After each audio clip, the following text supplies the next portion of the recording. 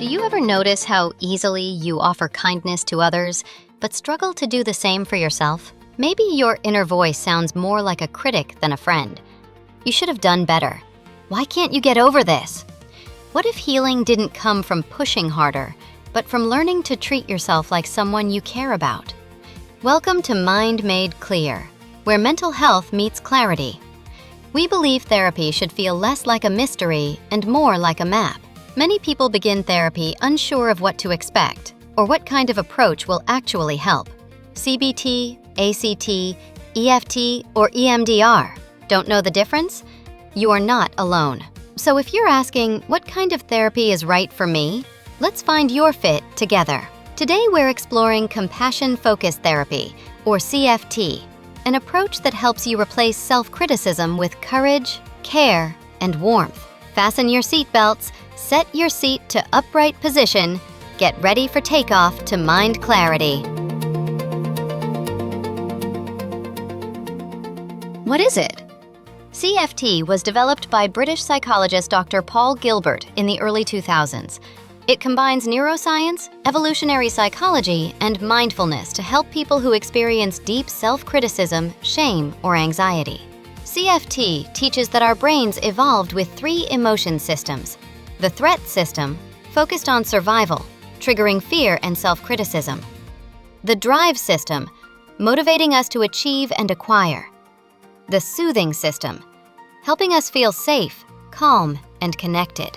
When life stress or trauma overactivates the threat system, compassion helps reactivate soothing, bringing balance, safety, and kindness back to the mind. Who is it for?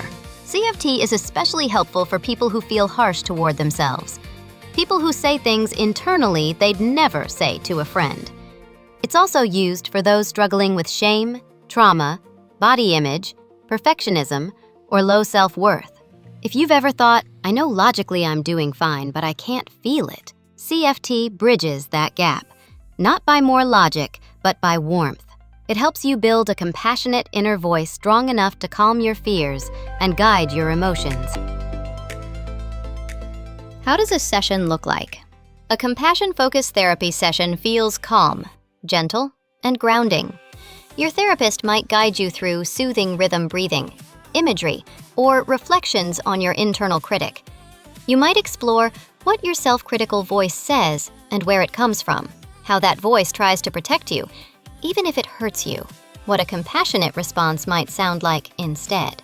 The goal isn't to silence the critic, it's to understand its fear and meet that fear with compassion.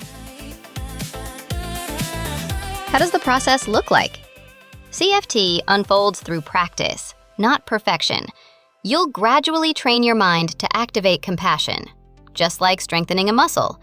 You learn to access three key flows of compassion: compassion for others, compassion from others, compassion for self. Each helps regulate the nervous system, shifting you from fight or flight to safety and care.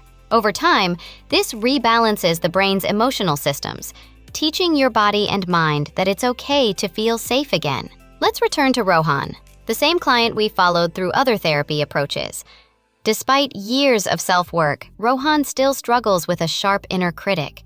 When something goes wrong, he immediately blames himself. You should have known better. Everyone's disappointed in you. He's exhausted from living in survival mode. In CFT, Rohan's therapist helps him recognize that this inner critic isn't evil. It's scared.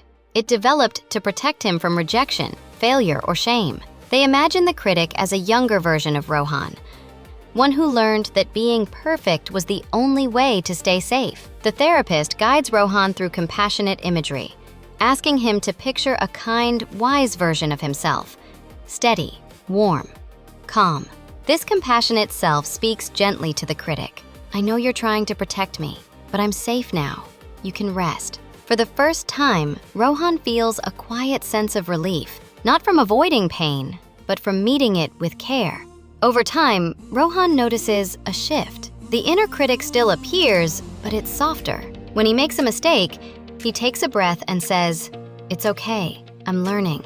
His body responds differently too. Shoulders loosen, breathing steadies. He realizes compassion isn't weakness, it's emotional strength that calms the threat system and allows healing to happen. That's the essence of compassion-focused therapy, courage through kindness. Try it yourself. Here's a short CFT-inspired exercise you can try today. Take a deep breath, slow and steady. Now, place your hand gently over your heart and say to yourself, "May I be safe. May I be kind to myself. May I find peace in this moment." It might feel awkward at first, but with repetition, you're literally retraining your nervous system to associate warmth with safety. Now, a quick fit check. Ask yourself, do I tend to be kinder to others than to myself?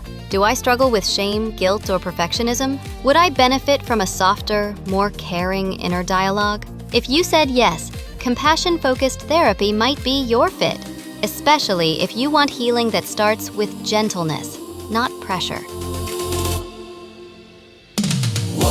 That's compassion-focused therapy.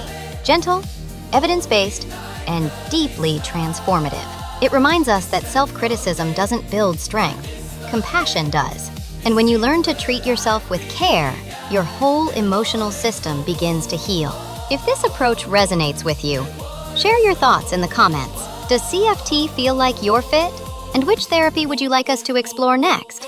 Don't forget to subscribe, because when your mind is made clear, you live lighter.